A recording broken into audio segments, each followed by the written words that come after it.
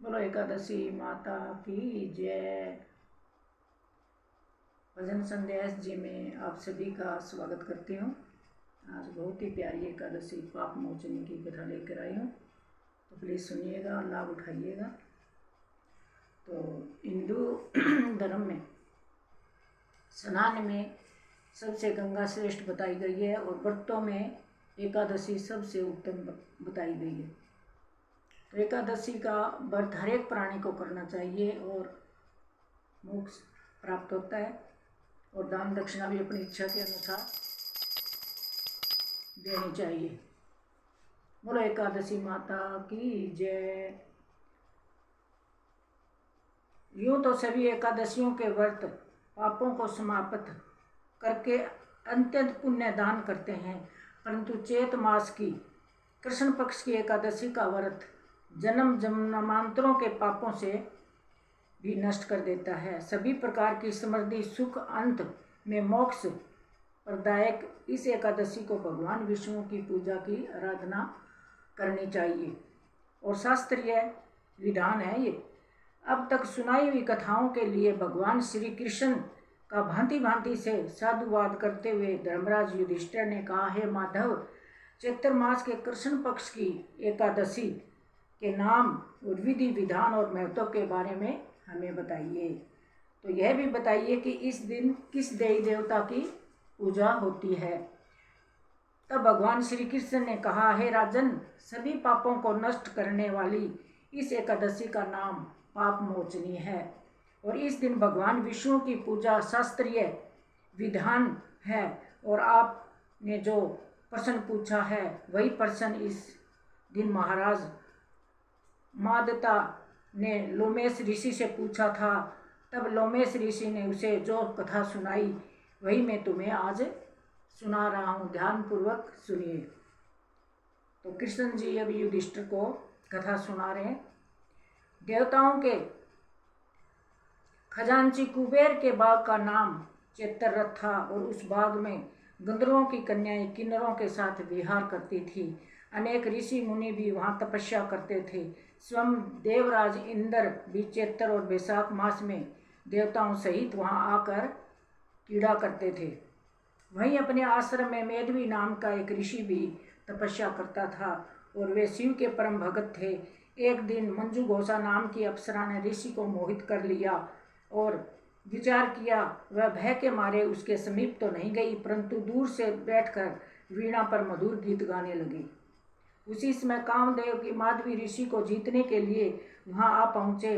उन्होंने उस सुंदर अप्सरा की बाहों को धनुष, कटाक्ष को डोरी, नेत्रों को संकेत और कूंचों के पूरी बनाकर मंजू घोषा को सेनापति बनाया।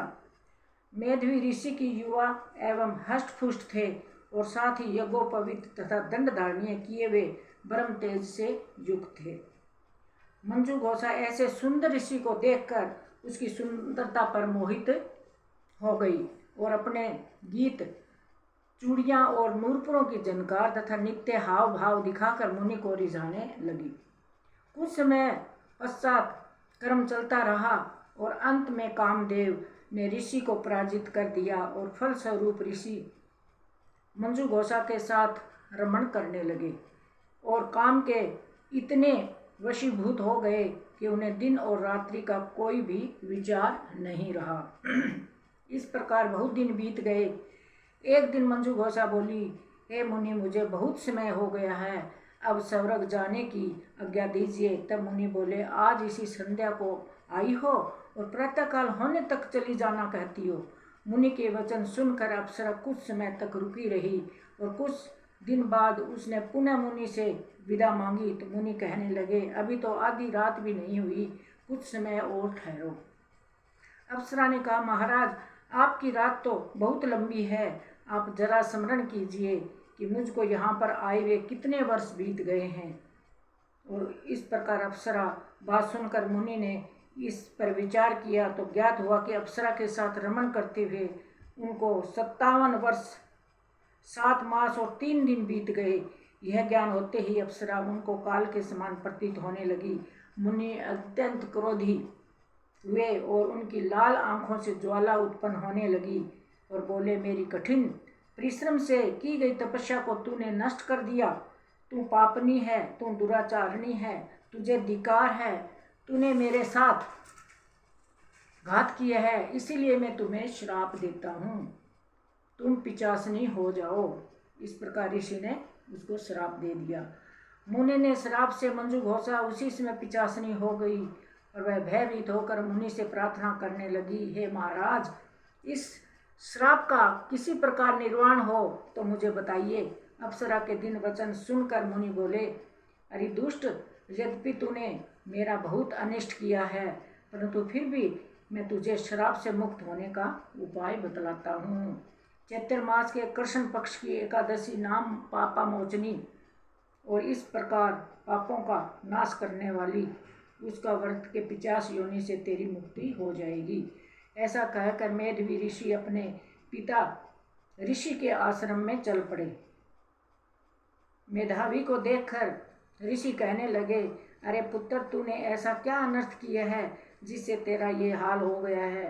तब मेधावी ने कहा, हे पिताजी, मैंने एक अप्सरा के साथ रमण करके घोर पाप किया है। अब आप इस पाप से छूटने का कोई उपाय बताइए।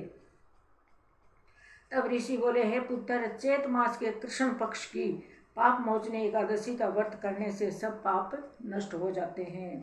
तो चैत्र मास की पाप मोचनी एकादशी ये बहुत बड़ी है, इसका व्रत सभी को ही करना चाहिए, इसीलिए तुम इस व्रत को करो। पिता की आज्ञा पाकर मेधावी ऋषि ने विधि पूर्वक इस व्रत को किया, जिससे उसके पाप नष्ट हो गए। उधर मंजू घोषा की व्रत प्रभाव से 50 योनि से मुक्ति पाकर दिव्य रूप धारण करके स्वर्गलोक को चली गई। बोलो एकादशी माता की जय। लोमेश ऋषि बोले, हे राजन, पाप मोचनी एकादशी के व्रत करने से सब पाप नष्ट हो जाते हैं। इस कथा को सुनने तथा पढ़ने से 1000 गोदान का फल मिलता है और इसका व्रत करने से ब्रह्म हत्या, गर्भपात और सुरापान, गुरु पत्नी से प्रसंग आदि जैसे पाप भी नष्ट हो जाते हैं। अतः में स्वर्ग की प्राप्ति होती है। बोलो एकादशी माता की जय।